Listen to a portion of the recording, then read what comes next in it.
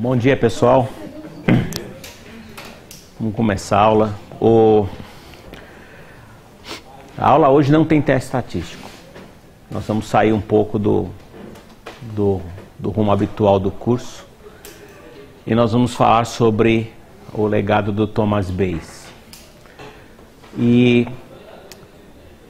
eu acho que esse curso tem 3 momentos de iluminação, na minha opinião.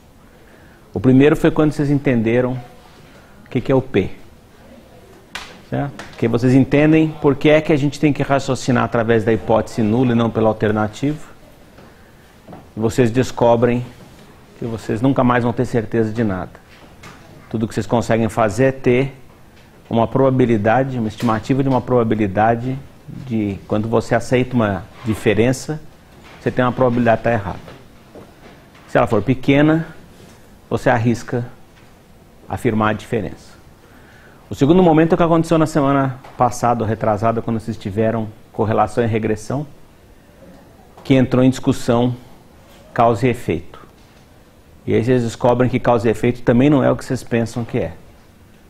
E que muito do raciocínio médico, raciocínio fisiopatológico, e muito do que vocês veem na mídia, como é isso faz bem, como é aquilo não faz bem, não é que faz bem nem faz mal, você não sabe, só encontraram uma associação e vocês, a gente muitas vezes não sabe qual é o mecanismo exato dessa associação.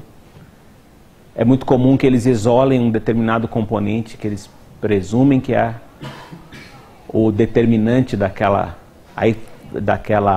efeito benéfico, põe aquela porcaria em cápsula, vende caro, as pessoas tomam as cápsulas e não faz absolutamente nenhuma diferença depois. Certo? Isso é muito comum. Então, causa e efeito é muito mais difícil de estabelecer do que a gente pensa.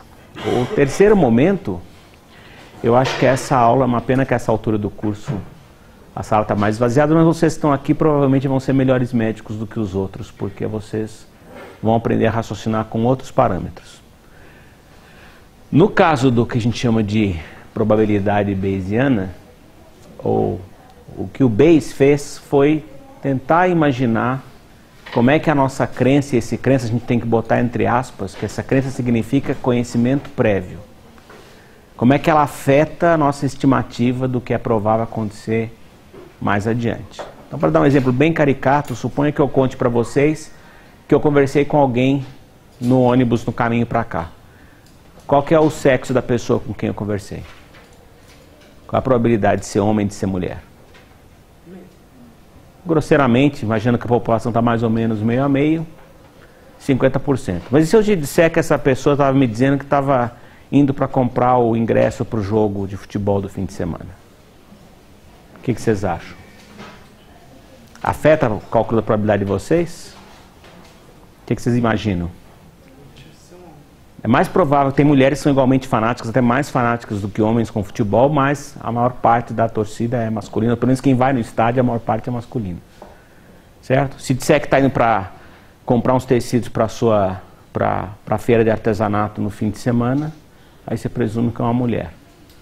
Afeta o seu cálculo de probabilidade. A mesma coisa a gente faz, na verdade, com diagnóstico médico. Dependendo das informações que você recolhe, afeta a sua, aspas, crença na determinada doença ou em outra doença.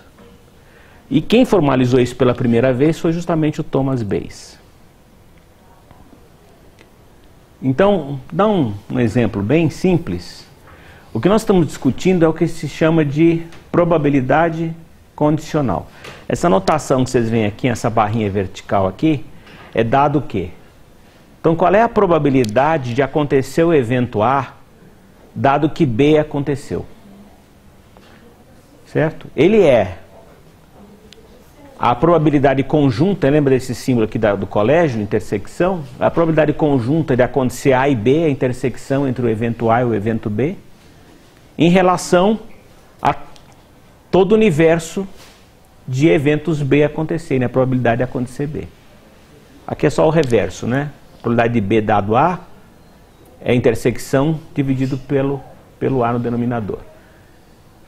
Isso parece abstrato, mas para colocar em termos mais concretos, é exatamente como a gente pensa em diagnóstico médico. Qual é a probabilidade do indivíduo ter um infarto, dado que ele é diabético? Ou dado que ele é hipertenso? Certo? Ou dado que ele come muito sal? Então, o nosso raciocínio médico é muito baseado em, sem perceber, o médico faz o tempo todo probabilidade condicional. Ele faz de maneira intuitiva, mas ele está fazendo probabilidade condicional. E se eu pegar esse exemplo aqui de qual é a probabilidade de que uma mulher seja hipertensa em um casal quando o homem é hipertenso, você imagina que é totalmente independente o casal ou não? Por quê? Mesma dieta, mesmo ambiente, mesmo nível de estresse, muita coisa deles que é compartilhado. Então, se o homem é hipertenso, talvez a mulher tenha uma chance maior de ser hipertensa do que o homem. Quando a gente diz que se eu pegar só as mulheres e olhar as colunas aqui, ó, eu fui lá numa população qualquer, fiz uma amostra aleatória de casais, certo? E contei. Uma vez que eu tenho essa tabelinha aqui, isso aqui é uma tabelinha 2x2, como as outras tabelas que vocês viram. E eu preciso alertar vocês para isso, porque é muito comum, principalmente em prova, vocês começam a ficar muito automatizados e não pode fazer isso. Vê uma tabela 2x2, calcula o que quadrado. Não pode mais ver tabela 2x2 pela frente, porque faz que quadrado de tudo. E não é o caso, certo? Isso aqui não é uma tabela de contingência. Então, certo? Quando eu vejo que quando mulheres e casais hipertensos são 10%, como é que eu vou descobrir qual é a probabilidade da mulher? Eu tenho que pegar o seguinte, dado que o homem hipertenso não é o que vai para o denominador, então eu pego o mundo dos homens hipertensos, que é essa linha aqui, ó. E o total na minha população aqui, 33%. Então aí eu pego a fração de mulheres que são hipertensas desse mundo aqui. Então é 10% por 33%, é 30% a probabilidade de uma mulher ser hipertensa. Perceberam como é que a probabilidade condicional? Porque a tendência é você olhar e dizer que, né, a probabilidade, ou você olha a coluna e diz que é 27%, então você olha esse cruzamento e diz que é 10%. Na verdade, você tem que fazer isso dividido por isso. Para colocar em termos um pouco mais visuais, a gente pega um diagrama de Venn, como esse aqui. Então, repara, olha, eu tenho aqui a intersecção e aqui eu tenho o que vai no denominador. Então, a probabilidade de acontecer A dado B, eu pego como denominador tudo que é todas as ocorrências de B, e aí eu também tenho todas as ocorrências de A e eu tenho a intersecção dos dois. Então, eu pego a intersecção e divido pelo que vai no denominador. Isso me dá a probabilidade de acontecer o evento A, dado que B já aconteceu. Certo? Em vez de eu usar como universo o espaço amostral inteiro, eu só uso o que vai no denominador. Aqui é um outro exemplo com ferritina. Ferritina é um exame barato usado para triagem, e aí suponha que eu vá a uma escola, ou várias escolas, e amostro uma quantidade grande de crianças. No caso aqui eu peguei 2.579. E eu vejo, baseado num diagnóstico que eu sei, eu avalio um novo exame que eu estou querendo descobrir, que no caso é a ferritina. Como é que eu sei? Isso aqui se chama Gold Standard. Eu sei quais são as crianças anêmicas e quais não são anêmicas. Como? Outros exames, exame clínico, eu associo o que eu puder para estabelecer um diagnóstico que eu tenha o máximo de certeza possível. Certeza absoluta nunca existe, mas eu tenho o máximo possível de certeza de quais são as crianças anêmicas e não anêmicas. E aí eu tenho um novo exame que eu quero ver como é que ele desempenha. Na verdade, o que eu preciso fazer, o que nós vamos ver no resto dessa aula, é como é que você avalia a qualidade de um exame, como é que você estabelece sensibilidade, especificidade. Você tem que começar a ouvir esses termos e começar a internalizar esses termos. E a maioria dos médicos não sabe lidar com essas coisas. Então, vocês têm que saber o que é a sensibilidade e especificidade de um exame, para começar. E para estabelecer isso, eu comparo com um gold standard o desempenho de um teste novo que eu estou fazendo. Então, suponha que eu não soubesse o comportamento da ferritina, e a ferritina, ao contrário de outros exames que vocês estão acostumados, ela dá positivo quando o valor é baixo. Que a gente fica meio bitolado, que é quando aumenta, né? Glicemia mais alta é doente, pressão mais alta é doente, né? No caso, a ferritina baixa é o doente. Certo? E foi estabelecido um nível de corte, 15. Certo? Abaixo de 15 eu digo que o exame é positivo para anemia. E acima de 15, ele é negativo, não tem anemia. E aí eu conto as coincidências. Em 731 crianças, que eu sei que eram anêmicas, aqui são a coluna dos anêmicos, né? 731, a ferritina apontou corretamente como anêmico. 1.500, ela apontou corretamente como negativo. Isso daqui foi erro, a ferritina deu como anemia, mas eu sei que a criança não tinha anemia. E nesse grupo de 78, ela indicou como não anemia e tinha anemia. Certo? Tudo bem. Então vamos ao Bayes. O herói do dia hoje é Thomas Bayes, que nasceu em 1702. Ele era um reverendo presbiteriano. O interesse dele, quando ele iniciou, ele se interessou por probabilidade, era provar encontrar a probabilidade alta de Deus existir, dado premissas anteriores. Ele não conseguiu isso, mas ele conseguiu deixar um legado que foi a mecânica, a maneira como ele estruturou a argumentação em probabilidade dele, se tornou útil para várias outras áreas da ciência que são usadas até hoje. Certo? O que ele dizia é que a nossa crença, e esse crença tem entre aspas, porque esse crença significa conhecimento prévio, afeta influencia o que nós vamos acreditar como provável mais adiante. Certo? E ele,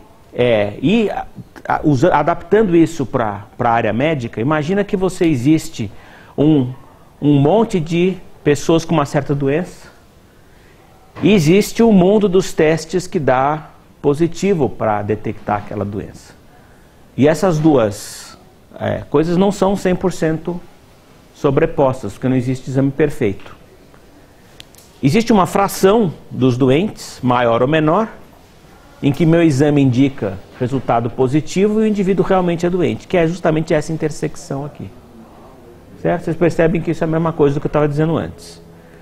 Então, se eu tenho um conjunto de doenças, e eu tenho um conjunto que pode ser sintoma, que o paciente conta, sinais que você obtém no exame clínico, ou exames de laboratório, imagem, o que for, certo? O que o médico quer saber é qual é a probabilidade do indivíduo estar doente, dado que um determinado sinal, sintoma, exame de laboratório, resultado de imagem, existe, é positivo. Certo? Isso é a pergunta que o médico faz. Qual é a probabilidade de ser doente, dado que existe um sinal, sintoma, exame de laboratório positivo. Portanto, pela formulação que o Bayes fez, é a intersecção entre as ocorrências da doença e as ocorrências do sinal, sintoma positivo, em relação ao total de sinais positivos que você encontra do que pode dar positivo. Então, eu não gosto de deixar as coisas no abstrato, eu gosto de linguagem concreta. Pegar uma coisa que é muito sensível, febre. Termômetro é um instrumento sensível, você mede, tem febre. Quando tem febre, você tem um sinal, sintoma positivo. Tem alguma doença. Certo? Aí eu posso calcular qual é a probabilidade de ter pneumonia, dado que tem febre, de uma infecção de via aérea, dado que tem febre, de um linfoma, dado que tem febre, do infarto, dado que tem febre, de uma intoxicação, dado que tem febre. Certo? É isso que você faz com isso. E quando você vai olhar essa conta melhor, o que você descobre? Que esta intersecção, ela é dada o numerador, né? Ele pode, que é o que vai me dar essa intersecção aqui, ele é a probabilidade de existir a doença, que é essa coisa aqui, azul, clara, certo? Vezes a probabilidade do exame ser positivo, repara que é o inverso, né? Dado que tem a doença. É o que me dá essa intersecção aqui, ó. Certo? Algebricamente, o que coincide com essa intersecção é esse numerador aqui. E essa aqui que é a formulação que o Bayes percebeu, elaborou. Então, vamos voltar para a nossa tabelinha genérica, certo? Em que vocês vão ter um raciocínio muito similar a uma coisa que vocês já viram antes, certo? Eu tenho um exame que eu estou verificando, que pode ser positivo ou negativo, em relação ao gold standard, doente e não doente. Que eu sei que é doente ou não doente. Se o exame der positivo e o indivíduo era doente, o exame acertou. Se o exame der negativo e o indivíduo não for doente, o exame também acertou. Isso é o que eu desejo. É o que eu gostaria. O exame perfeito detectaria os doentes e detectaria os não doentes e jamais cometeria esses erros aqui. Ele jamais apontaria como positivo um não doente, que isso é o falso positivo, nem apontaria como negativo um doente, que é o falso negativo. Concorda? Bom, o que eu preciso saber é, eu conheço essa coluna e essa coluna, porque isso aqui eu escolhi. Então eu posso calcular a probabilidade de acerto do meu exame. Qual é a probabilidade dele acertar nos doentes e qual é a probabilidade dele acertar nos não doentes. Certo? Quando eu tenho doentes e não doentes e faço os exames, como os exames não são perfeitos, imaginando que aqui eu pus uma distribuição normal, mas poderia ser qualquer outra. Tem muita coisa em medicina que a distribuição não é normal. Dá um exemplo, só para dar um exemplo, parasitose não costuma ter distribuição normal.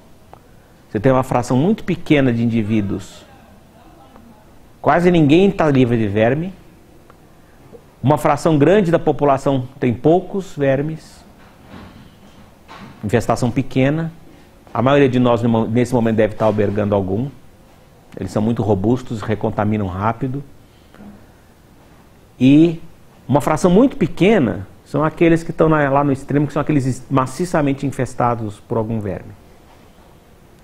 Isso eu vi em pediatria, aquelas crianças que têm aqueles bolos de ascaris, chegam a fazer rolha, entupir o intestino.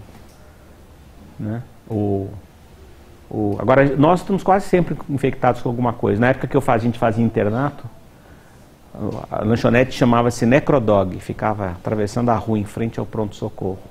Vocês imaginam o nível de higiene, certo? Eu nunca descobri onde é que ficava a pia, onde é que ele lavava as coisas que não lavava, certo? Mas a gente corria 20 minutos para comer, a gente atravessava a rua, comia um hambúrguer caprichado e voltava. Ficava em frente ao velório. Em frente ao velório, exatamente. Certo? Chamava-se Necrodog, talvez também por isso. Eu não sei exatamente de onde veio a ideia do Necrodog, mas tinha vários fatores possíveis para explicar o Necrodog. Tanto que eu desisti de fazer exame de fezes em mim, nas minhas crianças, na minha família, eu não faço mais. Não é a conduta mais canônica, mas o que eu costumo fazer é de 6 em 6 meses, vermífugo para todo mundo. Para nós, para as crianças, para os cachorros, para os gatos, todo mundo toma vermífugo, 15 dias depois todo mundo toma de novo. Dali 6 meses eu repito. Certo? Nem me dou mais ao trabalho de procurar, porque tem. Vai ter verme, certo? Vai pegar alguma coisa. Mas o exame não pega todo mundo, certo? Vai ter uma fração dos não doentes. Imagina se aqui fosse diabéticos, certo? Você vai ter aqueles diabéticos. Hoje tem a hemoglobina glicada que ajuda muito. Na época que eu fiz liga de diabetes não tinha. Então era muito comum o paciente 2, 3 dias antes de colher os exames, ele fazia a dieta rigorosamente. Ele vinha com a glicemia perfeitamente, o cara vinha cheio de sintoma, você imaginava que o diabetes dele não estava bem compensado, mas a glicemia vinha impecável, porque ele caía aqui, era um falso negativo, porque ele tinha feito a dieta direitinho, aqueles 2, 3 dias antes de colher o exame de sangue. E você também pode ter um cara que não é doente, não fez o jejum direito, aconteceu alguma coisa, ele cai nessa faixa aqui. Você vai ter um falso positivo. Mas eu sou obrigado a estabelecer um limite, e como tem sempre uma sobreposição, eu sempre vou ter falsos positivos e negativos. Não existe um exame ideal que consegue isolar as duas curvas perfeitamente bem. Então, esquecendo um pouco voltar, por exemplo, da ferritina, vamos esquecer um pouco qual é a distribuição. O que você encontra é que você tem um valor central, tem uma dispersão, tem um valor central aqui nos doentes, aqui é o invertido, o doente fica à direita, tem uma dispersão e tem esses indivíduos que invadem, cruzam a linha desse limite que eu estabeleci como normal para o exame. Então eu classifico errado esses dois grupos aqui. Certo? Se o teste não é 100%, eu preciso ter algum parâmetro para me dar uma ideia de quanto que ele é bom.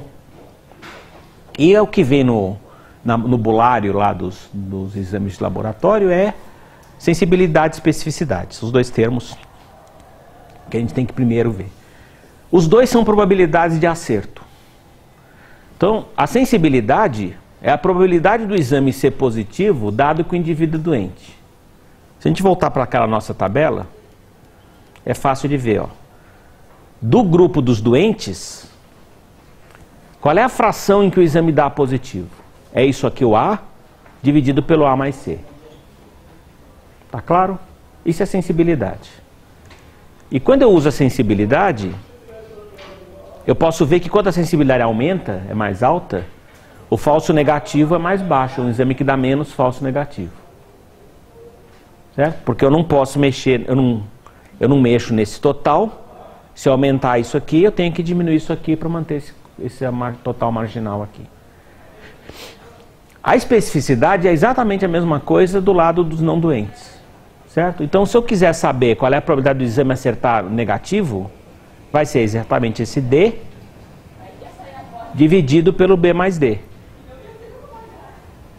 E quando eu aumentar a especificidade, eu tenho que ter menos falso positivo. Certo? Então, para voltar no nosso exemplo de antes, a febre, ela é muito sensível. Quando o indivíduo está com febre, tem alguma coisa, mas o que ele tem?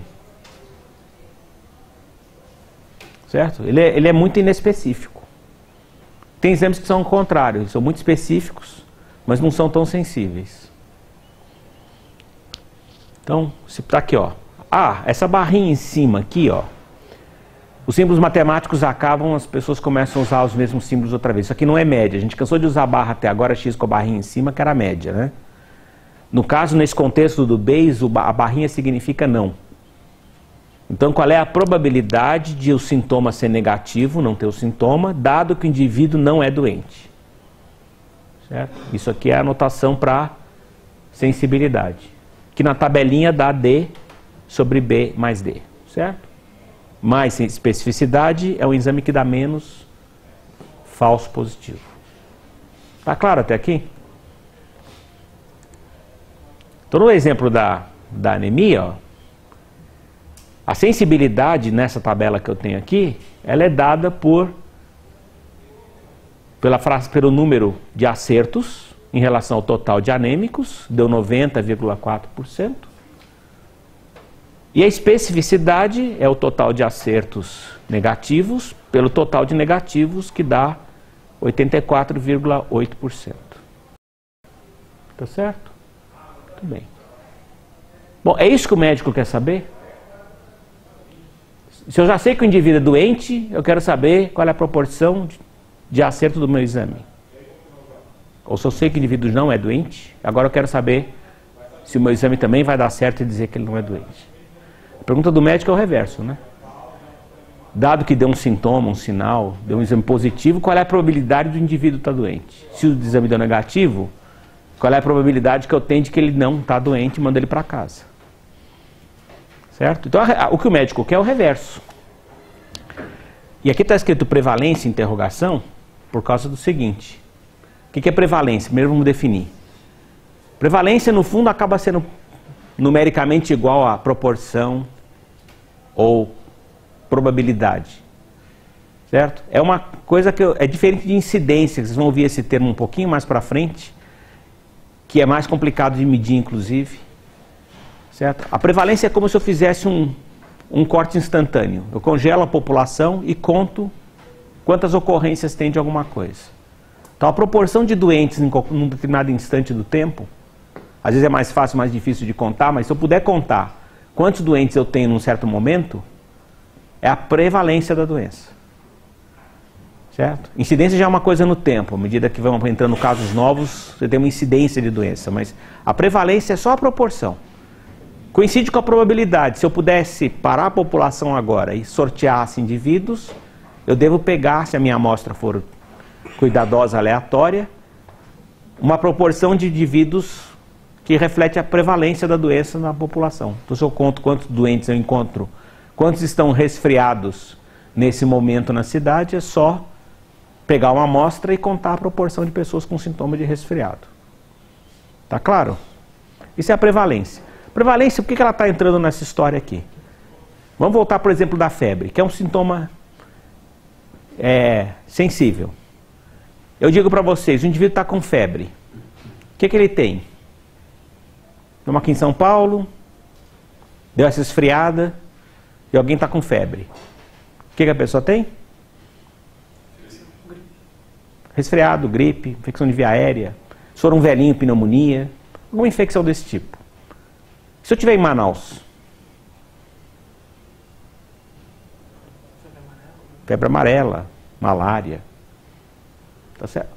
A prevalência da doença, ela afeta a probabilidade que você tem de acreditar num certo diagnóstico, que afeta muito. Então você tem que levar em conta a prevalência para fazer diagnóstico. A sensibilidade e especificidade que a gente discutiu agora não dependem da prevalência. Ela é uma característica do exame. Vem na bula lá do laboratório, tal exame tem tanto de sensibilidade e tanto de especificidade.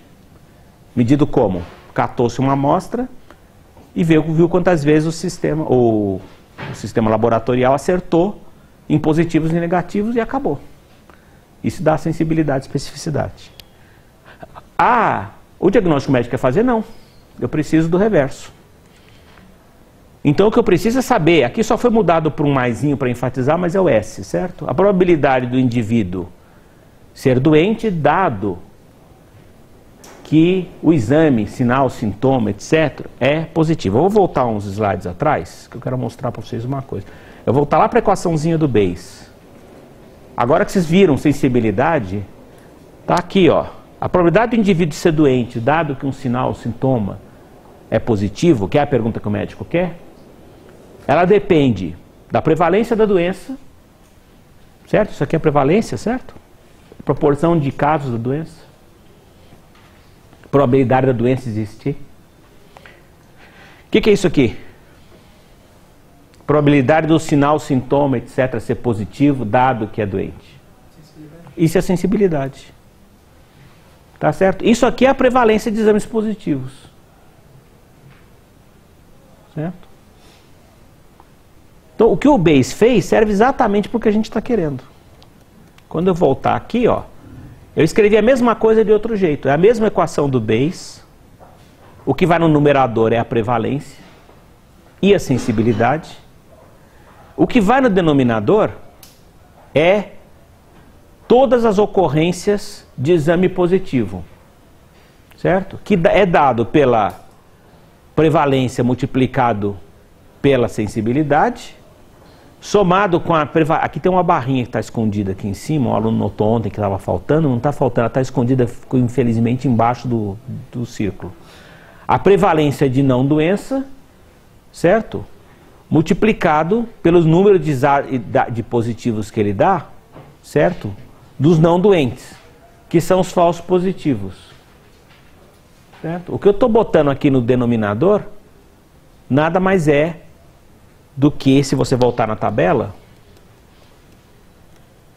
ó, repara que está escrito aqui, A sobre A mais B. Ó. É A sobre A mais B. É o reverso, certo? Do mundo dos exames positivos, eu quero saber no final qual é a proporção, a probabilidade do indivíduo ser doente em relação a todos os exames positivos. Isso se chama valor preditivo positivo do teste, que é o que o médico realmente quer. Dado que o exame é positivo, qual é a probabilidade do indivíduo estar doente? Apesar de estar anotado isso aqui, A sobre A mais B, não é apropriado usar a tabela para fazer a conta. A não ser que os dados da tabela tenham vindo de uma população colhida de maneira totalmente aleatória. Eu não estou mostrando que a prevalência afeta, certo? Então eu posso escolher quantos doentes e quantos não doentes eu vou pegar. Então eu posso fabricar qualquer prevalência que eu queira. Se eu quiser escolher 50% de doentes contra 50% de não doentes, isso não quer dizer que a doença tem 50% de prevalência.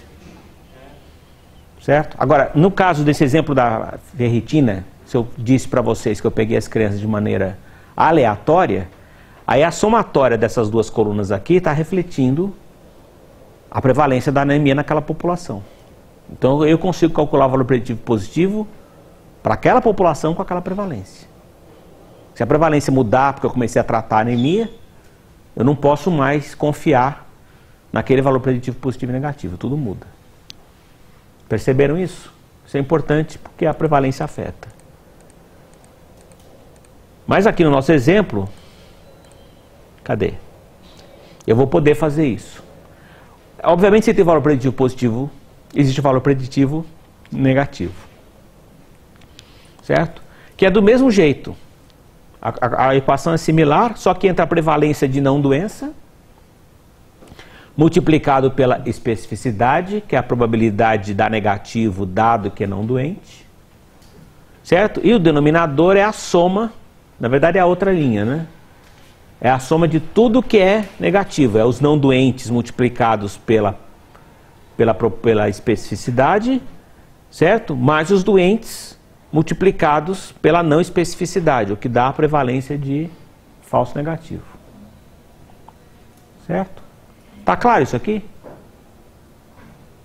Tá claro? Não é difícil, certo? Essa aula não tem conta difícil também, só tem soma e divisão. Certo? Ela coincide na tabela como D sobre C mais D. Ó. Se eu voltar para a tabela mais uma vez, do universo dos negativos, dos exames negativos, qual é a fração D sobre C mais D, em que o exame dá negativo, o indivíduo, qual a probabilidade dele ser não doente, dado que o exame é negativo.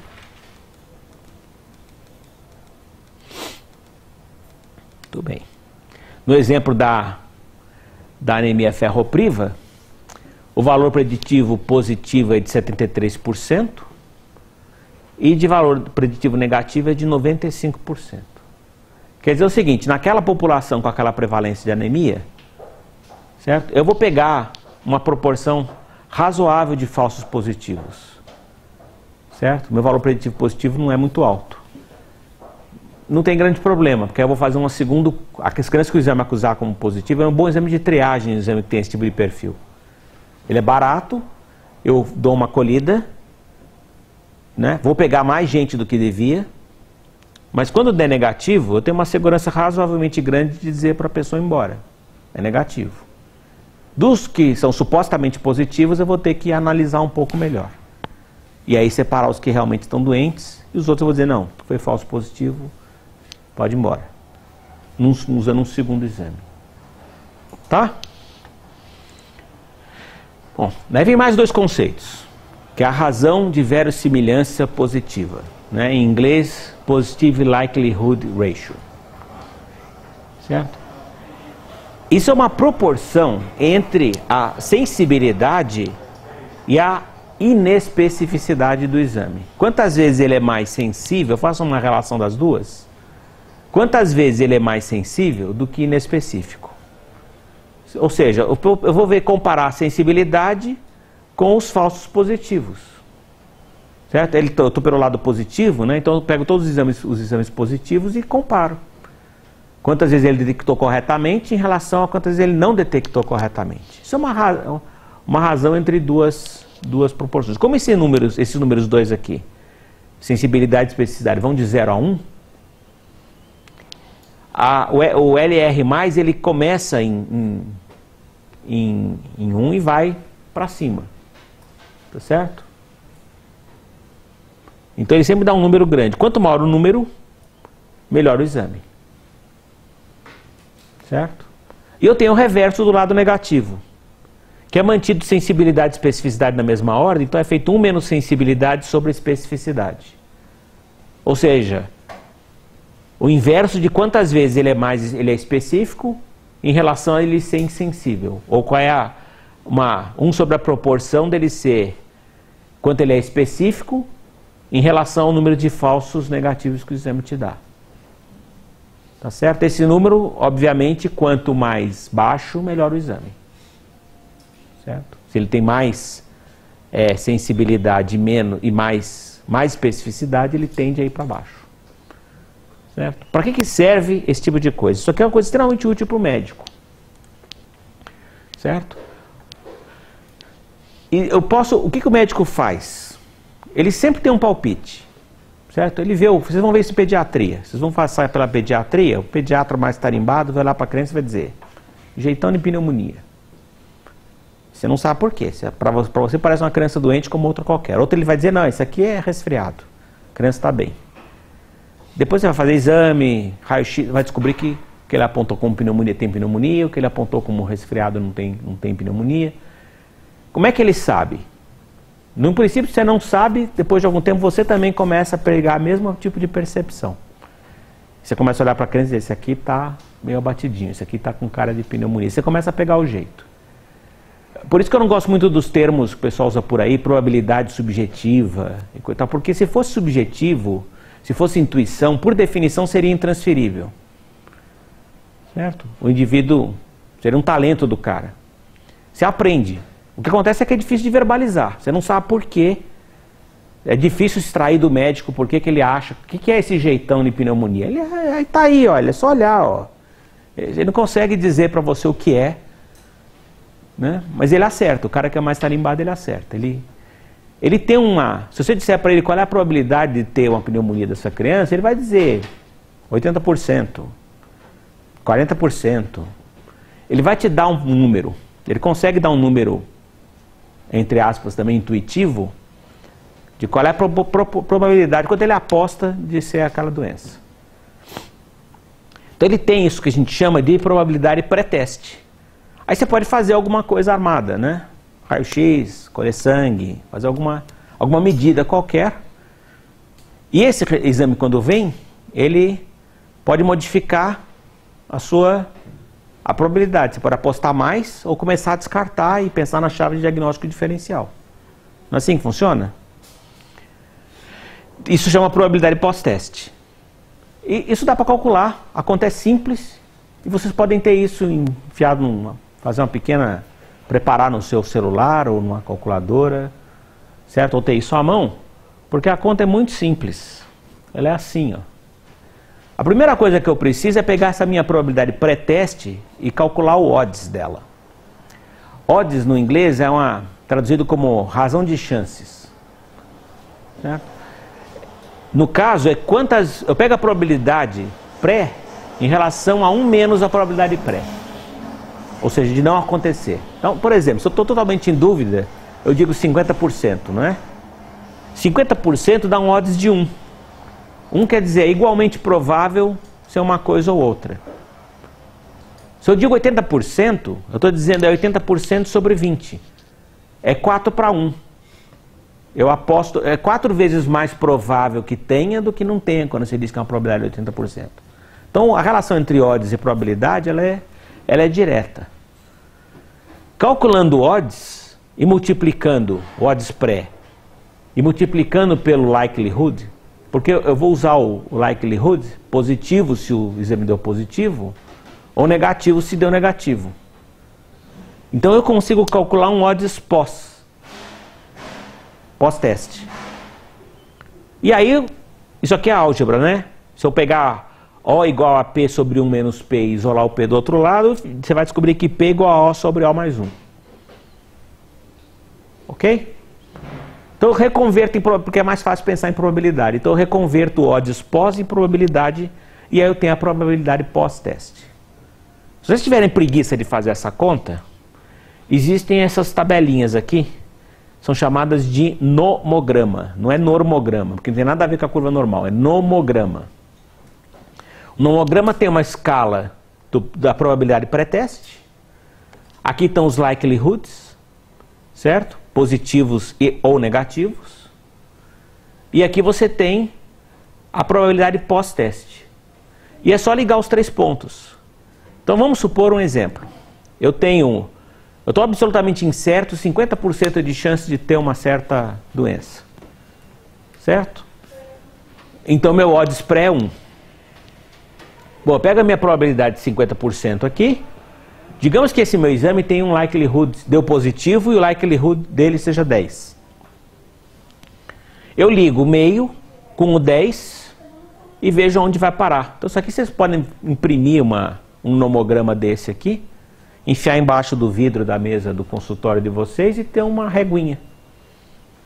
Certo? Se vocês souberem a sensibilidade e especificidade dos testes que vocês usam, porque isso é da bula, então, e o número de exames que vocês vão usar no dia a dia nunca é uma coisa muito enorme, tem aqueles exames que você usa sempre, então vocês acabam sabendo, conseguem obter a sensibilidade e especificidade desses exames. É importante, a maioria dos médicos não sabe, ele acredita no resultado positivo ou negativo do exame como positivo e negativo, em vez de avaliar a probabilidade daquele negócio dar positivo ou dar negativo, e aí dá muito erro de diagnóstico por causa disso.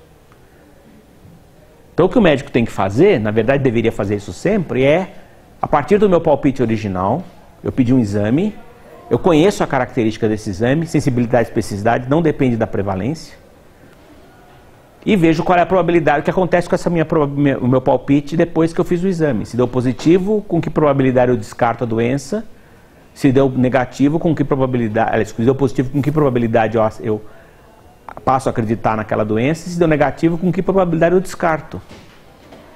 E aí você consegue conduzir, ter um pouco mais fino sua percepção diagnóstica. Repara... Oi, fala. Professor, esse raciocínio de odds pré-teste e pós-teste não envolveu a prevalência, certo? Boa pergunta. Não envolveu a prevalência. Eu acabei de dizer que a prevalência é fundamental para você fazer diagnóstico. Eu faço uma mágica com o LR, que só depende de sensibilidade e especificidade. Não pus a prevalência na jogada e estou fazendo essa conta. Cadê a prevalência? Não? Onde é que está a prevalência? Ela está enfiada aí num canto. Aonde? A probabilidade pré-teste do médico enfiou a prevalência de alguma forma ali dentro. É aquela história da febre. O cara está em Manaus, o cara chegou com febre, meio ictérico. Ele, haha. Isso não é resfriado, não é pneumonia, né? No meio da floresta tropical. Ele sabe, ele tem a probabilidade da doença, a prevalência da doença está enfiada no raciocínio médico. Por isso que o médico mais tarimbado vai ter um palpite pré melhor do que o cara mais inexperiente. Exatamente, essa é uma ótima pergunta. A prevalência tem que entrar, só que ela entra escondida, ela entra na, entre aspas, intuição do médico, na experiência dele, no conhecimento prévio que ele tem, na capacidade que ele tem de olhar para a criança e dizer, tem cara de pneumonia. Certo? Enquanto que você, interno, vai olhar para a criança e vai dizer, é uma criança chorona, não sei o que ela tem. Né? Tá chorando, vomitando, com febre, é qualquer coisa em criança isso daí. Certo? Olha, a mesma coisa, se eu tivesse um exame que tivesse um LR de 2, eu ia mudar de 50, certo? A tabela indica aqui um pouco abaixo do 7, e pela conta você tem um número mais fino, 67%. Tá certo? Vamos pegar um exame em que eu tenho um pré-teste de 90, eu tenho um LR bom, um LR mais ou menos ruim, 2, ele joga para 95% se ele der positivo. Isso é uma situação que o exame é praticamente inútil. O médico pode saber que ele vai pedir um exame inútil antes dele pedir. Se você acha 90% de probabilidade de ter aquela doença, o exame vem positivo, e você vai para 95%. Você acha que isso muda alguma coisa no que você vai fazer da sua conduta? Você vai continuar do mesmíssimo tamanho. O exame positivo não confirmou nada mais do que você já sabia pelo exame clínico, pela entrevista com o paciente e tudo mais. Certo? A gente pede um monte de exame à toa, que não te leva muito adiante em lugar nenhum. Se eu tiver um exame com LR brilhante, esse exame é extremamente útil, né? Eu pego um exame pré-teste de 20, um LR de 50, olha, se ele deu positivo, vai para 93% de probabilidade. Só que esse exame normalmente não existe, não tem LR de 50, são pouquíssimas situações em que você vai ter um exame tão bom assim. Certo? tem que ser extremamente sensível e pouquíssimo inespecífico. Existem, mas são exames caros, raros, não é poucas situações que você tem. Eu quero comentar só mais duas coisas. Como é que a gente... vocês viram que na ferritina tinha um cutoff, né, um ponto de corte. Como é que se estabelece esse tipo de ponto de corte num exame? E a outra coisa que eu vou querer, eu vou voltar lá no CISLAU, eu quero mostrar para vocês só 2 exemplos numéricos aplicando essas coisas que a gente fez, só para vocês terem uma... Se eu não conseguir convencer vocês que é importante saber valor preditivo positivo e negativo, mais do que ciência, porque o propagandista de laboratório vai ficar querendo te convencer a aplicar exames do laboratório dele, te mostrando sensibilidades e especificidades altas. E você tem que saber quanto você acredita no exame, não pode se iludir com esse tipo de número. E eu vou mostrar 2 exemplos numéricos para... Se eu não conseguir convencer vocês nessa aula, eu não sei mais o que pode convencê-los. Olha essa tabela aí. Imagina lá que eu peguei um exame qualquer, no caso, anticorpos de rubéola na saliva, né? E aí eu fui para o laboratório, eu tinha um gold standard, e aí eu vou variando o meu cutoff. Essa é a mecânica que a gente faz, a gente vai variando o cutoff, e vendo considerando aquele cutoff, quantos eu chamaria de positivo, quantos eu chamaria de negativo para o exame. Então eu consigo construir a tabela assim, ó, os verdadeiros e falsos positivos, e aí eu posso calcular a sensibilidade e especificidade, né? Uma tabelinha 2x2 com as marginais fixadas, vocês já aprenderam no que quadrado só tem um grau de liberdade. Se eu souber uma casela, eu sei as outras 3. Então eu consigo calcular a sensibilidade e especificidade. Olha o que vai acontecendo, eu vou pôr no meu cutoff, eu fui de meio e meio aqui, e a sensibilidade, que era 1, de repente ela começa a perder sensibilidade, e ao mesmo tempo a especificidade vai aumentando. Que cutoff vocês escolheriam aí? Olhando para a tabela. O que vocês procurariam fazer? Diga, fala alto. Olha para a tabela e intuitivamente, onde vocês tentariam estabelecer o ponto de corte? Oi? Por que você está escolhendo lá? Qual é o raciocínio que você está fazendo? Me pareceu que foi que teve maior sensibilidade e especificidade. Você está tentando otimizar os dois, certo? Não perder muito da sensibilidade e ganhar o máximo que eu consiga da especificidade. Você vê que ele dá uma empacada nesses valores aqui da sensibilidade, né? Da especificidade, antes de chegar no máximo, né? Mas quando ele passa para 1 aqui, ele já fez a sensibilidade dançar. Então, você vai pegar alguma coisa por aqui. No fundo, o que você está fazendo é o que a gente chama de curva ROC, certo? Receive Operator Curve. Essa curva, eu vou plotando, só se convencionou a colocar no eixo aqui 1 menos a especificidade. Quer dizer que o 0 aqui é a especificidade de 1. Esse ponto aqui em cima, ó, seria o máximo. Um exame que conseguisse passar por ali, ele teria 100% de sensibilidade e 100% de especificidade. Então esse é o exame ideal, o exame dos sonhos, o que não existe. Certo? Porque esse exame daria nenhum falso positivo e nenhum falso negativo. Então o que você faz é que você faz a curva ROC e esse ponto que você está encontrando pela tabela é o que mais se aproxima desse cantinho aqui. Certo? Em que você teve aquela sensibilidade que ainda não era de 1 mais, certo? Que veio daqui, ó, de 1. Lembra, ele começa a perder. Opa! Ele começa a perder sensibilidade em algum ponto, especificidade, certo? É aquela, ele perde mais um pouquinho de sensibilidade e chega com a especificidade nesse 0,75. Depois ele vai para 1, né? Que ela vem aqui é aquela hora que ela está empacada, especificidade, depois ela vai para 1. Então esse ponto que você escolheu, na verdade, é esse pontinho aqui do canto aqui. O que vale dizer é o seguinte, um exame que vai em cima da bissetriz aqui dessa linha azul não vale nada. Né? E, geralmente os exames, por causa do jeito que é feita a conta, sempre vão daqui para cá. Se eu tiver alguma coisa que eu posso variar o cutoff de maneira mais contínua, essa curva dá uma curva meio arredondada assim. Quanto mais ela se aproximar desse ponto aqui do cantinho, melhor o exame. Então se eu fosse comparar 2 exames, um exame A e um exame B, o exame A seria o melhor exame.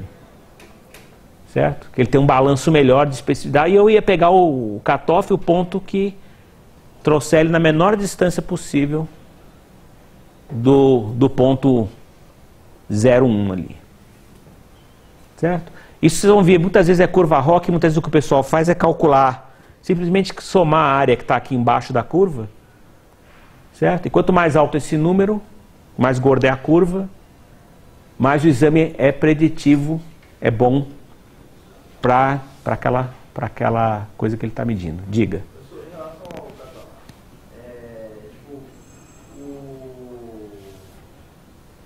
como é que eu vou dizer? Quando dá um falso negativo, um falso positivo, Uhum. quer dizer, que pode significar que o exame foi feito de uma forma errada? Não, não tem nada a ver com erro do exame. Ou o padrão que foi utilizado foi ruim para avaliar naquele paciente? Não é um defeito do exame. É por causa do falso positivo e negativo, porque as doenças se sobrepõem. Você encontra indivíduos com valores daquela doença. O indivíduo é doente, mas para aquele exame ele tem valores que caem na faixa de normalidade no momento que você colhe o exame com uma certa frequência. E você tem vice-versa, indivíduos que não são doentes e que têm valores anormalmente altos naquele mesmo quesito. Colesterol, você estabelece qual é o nível de colesterol normal da população. Tem indivíduos que não estão doentes, não tem nada que você consiga detectar, estão saudáveis, mas eles, por natureza, têm o colesterol alto, não importa, certo? O professor Raimundo gosta de brincar que ele é um desses.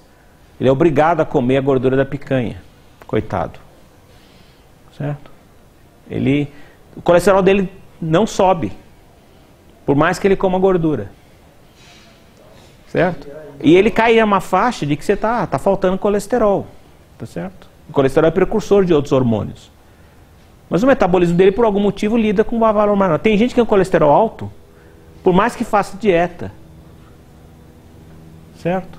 E pode ser o normal daquela pessoa, do metabolismo dela. Dentro da população geral, ele é atípico em relação àquela medida. Porque existe, na variação biológica, um valor mais provável na população, mas tem indivíduos normais que estão nas pontas. Não é toda pessoa baixinha que tem um nanismo. Pode ser a estatura normal dela. Certo? Só que dentro da população geral, certo? Se eu tivesse que medir a estatura e dar o diagnóstico de nanismo, ela ia dar como nanismo positivo. Na verdade, ela é só baixinha. Certo? Do mesmo jeito, você não é todo cara alto, todo jogador de basquete que tem gigantismo. Tem que procurar. Não, tem que procurar. O cara deve ter algum tumor de hipófise produzindo GH. Não necessariamente. É essa a ideia. Então não é um defeito do exame. É que o exame não tem como o exame ser 100% específico e 100% sensível. Então todo exame vai apontar uma proporção de falso positivo e falso negativo. É essa a ideia. Faz parte da variabilidade biológica. Tem que lidar com ela. Alguma outra pergunta agora? Eu queria mostrar 2 exemplos numéricos. Eu vou lá no Cislau, que eu deixei lá. Pus na própria aula. O primeiro exemplo é com HIV. Certo? Vou aumentar aqui, que essa letra está muito pequena. Para caber na tela, ó. Então, faz o seguinte exemplo. Sabe-se que a prevalência do HIV na população geral é de 0,5%. E a prevalência em usuários de droga é de 60%. Ó, os números que a gente pega muitas vezes são inventados, mas eles não estão muito longe da realidade, não. Esses aqui, né? A população geral tem 0,5% de pessoas infectadas pelo HIV. E as pessoas que estão expostas no grupo de risco de, por exemplo, usuário de droga injetável que compartilha agulha, bate 60%, 70% com uma certa frequência, razoável. Esse número é... Nosso grupo uma vez foi estudar na Baixada Santista usuários de droga e encontraram 70%. Em sistema prisional também, por aí. Certo? 60%, 70% das pessoas estão infectadas, porque faz parte do ritual, né? Se você não é aceito socialmente, se você recusa a seringa. Então faz a rodinha e ainda por cima, para diluir um pouco melhor a droga, o indivíduo dá uma puxadinha no êmbolo, deixa entrar um pouco de sangue na urina, na seringa, dá uma diluída e injeta. E aí passa a seringa para o próximo da fila, que não pode recusar. Então é muito comum eles, com isso, contaminarem. E aí dá essas prevalências altíssimas de... Muito bem, eu sei essa prevalência. Aí eu pego um exame que parece muito bom, olha, o ELISA, que é um exame usado para triagem, que ele tem 99,5% de sensibilidade e 98% de especificidade. Você faz, qual é a tendência do médico? Vê esses números, ele acredita no exame, certo? Aí o paciente chega e quer saber se ele se infectou ou não. Então, história típica, por exemplo, que eu já vi acontecer, a moça tinha feito uma tatuagem de uma borboleta no pescoço, depois ficou cismada que ela não tinha ido num lugar muito bom, queria saber se tinha se infectado, certo? Se tinha usado alguma coisa contaminada. Mas, né? Aí, conversando, não é uma pessoa promíscua, não é uma pessoa que usa droga, não compartilha seringa, não tem os outros grupos de risco. Aí o médico fala, vamos fazer o exame só para descartar, né? Aí vem positivo, pânico, certo? Vem positivo, pânico. Qual é o valor preditivo positivo numa pessoa da população geral, que é o que eu presumo que ela seja, com um exame positivo, com esta sensibilidade e essa especificidade? Certo? Então é só fazer a conta. Certo? Então vamos pegar aquela nossa tabelinha só para recordar, né? Não é apropriado usar a tabela, lembra? É um caso só. Eu não tem como fazer a tabela, inclusive, né? Eu não devo usar a tabela para casos isolados por causa daquela história que eu falei para vocês, que eu posso criar qualquer prevalência que eu queira. Mas só para ser efeito de raciocínio, o que eu quero deu positivo o exame, eu quero A sobre A mais B, que coincide com isso daqui, ó, que é a prevalência vezes a sensibilidade, dividido, certo, pela prevalência vezes a sensibilidade, mais a não prevalência vezes a inespecificidade. É aquela equaçãozinha do Bayes que a gente viu escrita de outra forma, que coincide com A sobre A mais B. Então vou fazer aqui, e o valor preditivo está errado aqui, é negativo, eu preciso corrigir, certo? Que é a outra conta. Então só para a gente ter, essa é a conta que vocês devem fazer, não usar a tabela, não usar esse truque aqui, mas é ter isso em mente aqui, que você está levando em conta a prevalência e a não prevalência da doença. Então, vamos pegar o indivíduo usuário de droga, certo? Se o indivíduo é usuário de droga, e a minha prevalência, só para botar na tabela, imaginando, é 60%, a não prevalência é 40%, eu geraria esse tipo de tabelinha para ele. Tá certo? E o meu valor preditivo positivo desse usuário de droga, se o exame vier positivo, é 98,7%. E o negativo, 99,2%. Ou seja, se vier o exame positivo num cara que diz que é usuário de droga, injetável e compartilha seringa, se vier positivo, é muito provável que ele esteja doente mesmo, e se vier negativo, é muito provável que ele não esteja doente mesmo. E você fica tranquilo. Mas e a pessoa da população geral? Certo? Em que a prevalência é 0,005. O valor preditivo positivo dela é 20%. Só. Então vocês imaginem a situação, isso aconteceu já várias vezes. O paciente veio, conta uma história, vamos fazer o exame só para descartar, vem positivo. Muita gente, muito médico saiu tratando, a pessoa despediu dos parentes, certo? Na época que não tinha nem tratamento disponível para AIDS, certo? Passou todo o trauma e era um falso positivo. O valor preditivo positivo do exame para quem é da população geral é muito, se der negativo não, olha, 9,997. Ou seja, numa situação dessa, vamos fazer o exame só para descartar, veio negativo, você vai para casa muito sossegado. Mas se der positivo, calma, você precisa de um outro exame, precisa fazer um exame que seja o reverso. Menos sensível, mas mais específico, que é o que eles fazem em banco de sangue. Eles usam um exame mais barato para triar, certo? Reparam os positivos, supostamente positivos, mas o valor preditivo positivo é baixo. Tem muito falso positivo no meio, aí fazem detalhe, análise para garantir que aquele sangue está contaminado ou não. Inclusive porque é muito comum, uma das barganhas do banco de sangue é dar para o doador uma bateria de resultados dele, né? Como é que ele está de hepatite, AIDS, não sei o que, não sei o que. Se o sangue for recusado, o cara é notificado por quê? O valor preditivo positivo é super baixo. Então, muito cuidado, vocês não acreditarem daqui para frente em resultado. O resultado do exame positivo, mesmo com alta sensibilidade, alta especificidade, o exame não é o que dita. Você não pode tratar o exame, você tem que tratar o doente. Certo? Vocês têm que ter uma estimativa de que grupo esse paciente pertence. E você sabe isso, em geral, conversando com o paciente. Os médicos têm um outro problema atual, que a gente está ficando técnico demais. Uma vez eu perguntei, mas como é que você sabe, eu não apresentei desse jeito a história, apresentei, como é que você sabe se a pessoa é usuária de droga? Ah, dosa isso, dosa aquilo, querem pegar o paciente na curva de algum jeito. Que tal conversar com ele, ele confiar em você, ele te conta. Tá certo? Ele fala a verdade. Se você conseguir ganhar a confiança do paciente, talvez ele te informe.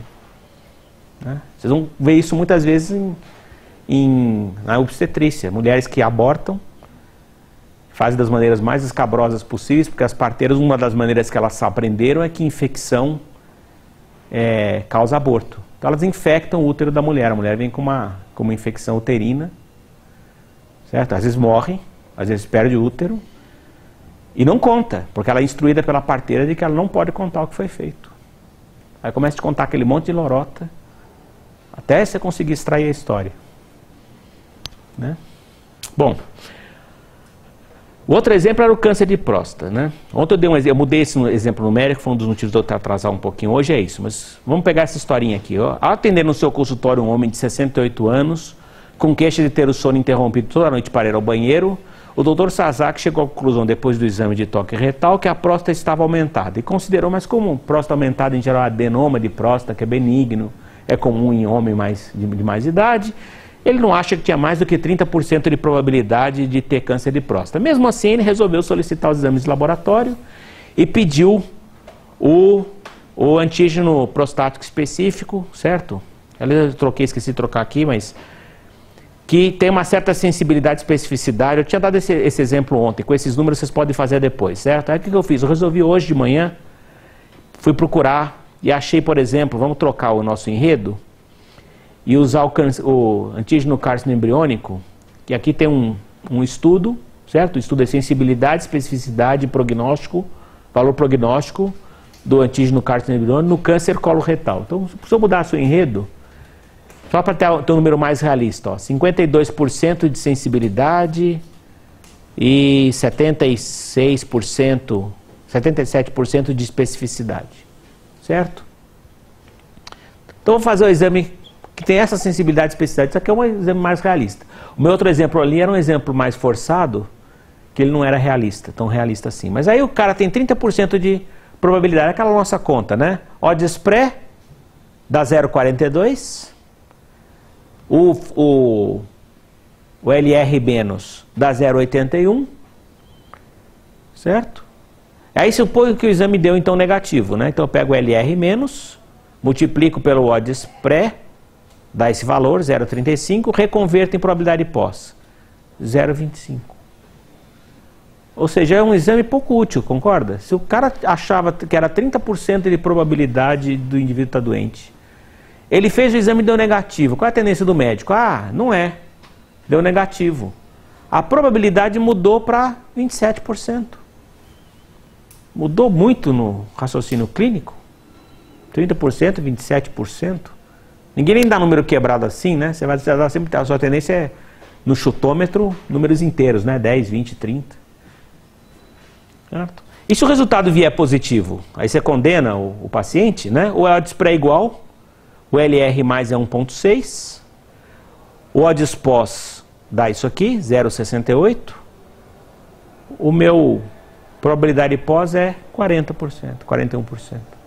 Foi de 30% para 40%. Aí você sai, arranca a próstata do velhinho, certo?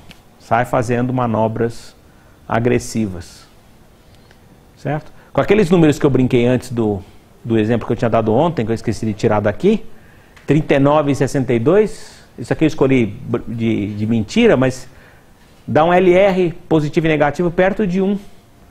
Dá 0,90 e pouco, 1 e pouquinho. A probabilidade nem muda. Sai de 30% e termina em 30%. Então, o médico, se souber isso, ele sabe avaliar quanto que o exame vai ser útil antes de pedir o exame. Dos exames que ele está habituado a usar, Ele sabe quais que adianta pedir, em que circunstância adianta pedir. Senão não vai mudar e ele se ilude, né? Porque é muito tentador com um diagnóstico negativo ou positivo na mão você querer descartar ou afirmar a doença. Quando às vezes a sua probabilidade, o seu valor preditivo positivo são baixos. Ok? É isso. Alguma pergunta? Se vocês incorporarem isso, vocês têm o terceiro momento de iluminação do curso. Vocês sabem o que é a hipótese nula e que a certeza não existe, e o que é o P. Certo? Vocês sabem que associação não quer dizer causa e efeito. Então vocês vão tomar muito cuidado com afirmações do tipo, certo? Comer semente de não sei o que lá previne infarto? Não sei. E o terceiro é que vocês não vão acreditar no exame de laboratório sem fazer, no mínimo, consultar a bula dos exames que vocês usam e saber qual é a sensibilidade. Se vocês souberem a sensibilidade e especificidade, e se vocês têm conhecimento médico para ter uma intuição da prevalência, ou souberem dados populacionais da prevalência daquela doença na região que vocês estão, vocês conseguem avaliar o resultado diagnóstico de cada exame que vocês fazem. É isso. A prática hoje não usa muito o Minitab, a gente usa o Excel. Ela só tem um tutorial, não tem tem uma tarefa embutida ali, mas é basicamente um tutorial para vocês. E eu aproveito e ensino vocês um pouquinho como usa o Excel. Eu descobri uma coisa na geração de vocês. Eu sou de uma geração intermediária, certo? A geração anterior à minha geração da minha mãe, minhas tias e tal, elas têm medo de mexer no computador. Mexem atualmente, mas mexem com medo. A geração de vocês é a geração que é tida como familiarizada com os computadores. Então vocês não têm nenhum receio de meter a mão na máquina, mas... Oi? Carolina. O quê? Só que vocês usam muito mal. Eu descobri que a geração de vocês, para minha surpresa, usa muito mal o computador. Certo? Vários de vocês no começo do curso, o Raimundo dá lá no roteiro, né? Copiar e colar do Minitab para o Word. Vários de vocês não tinham a menor ideia de como é que fazia essa manobra. Certo? As pessoas se comportam na máquina, no Word como máquina de escrever. Pulam linha com Enter, e dentro do parágrafo com Tab. Tem gente que centraliza batendo na barra de espaço. Igual exatamente como a gente fazia com a máquina de escrever elétrica. Certo? E eu descobri que a geração de vocês, um monte de gente faz a mesma coisa. Vocês não aprenderam que existe uma coisa chamada página de estilo, que vocês conseguem governar a formatação por maneiras automatizadas e tal. Então as pessoas acabam usando muito mal a máquina. Então, uma das sugestões que eu dou para vocês é aprender a usar os recursos disponíveis. Porque senão a tendência das pessoas é comportar no processador de texto como uma máquina de escrever, se comportar como um tabelão no Excel, certo? E se comportar como um fichário no banco de dados. E ele tem potencial para mais do que isso. Né? Aliás, por falar no Excel em relação ao Minitab, uma coisa que é importante é o seguinte. O Minitab importa tabelas do Excel e ele tem uma aparência similar. Parece uma tabelona. Mas uma coisa que é importante vocês prestarem atenção é o seguinte. O Minitab, na verdade, ele é unidimensional. Toda conta que vocês fazem, ele afeta uma coluna inteira. O Excel, ele é bidimensional. Então você tem controle célula por célula. E eu dou justamente algumas dicas de como usar. Eu tenho umas apostilas antigas de Word, Excel e tal, da época que a gente ensinava a usar o computador. Gastava 1/3 do curso. Antes de entrar no assunto, a gente ensinava a usar o computador. A gente começou a achar que não precisava mais. E a gente descobriu que talvez precisasse. Então o que eu estou com vontade de fazer é pegar as apostilas antigas, adaptá-las e botar no Syslau para referência. Eu sugiro que vocês comecem a criar bons hábitos de como usar o processador de texto, para não pular linha com Enter, não orientar com Tab, certo? Aprender a usar a página de estilo, aprender a usar referência automática, bibliografia, etc. Dá pelo menos um começo, depois vocês podem procurar nos manuais como continua. Ok? Então é isso.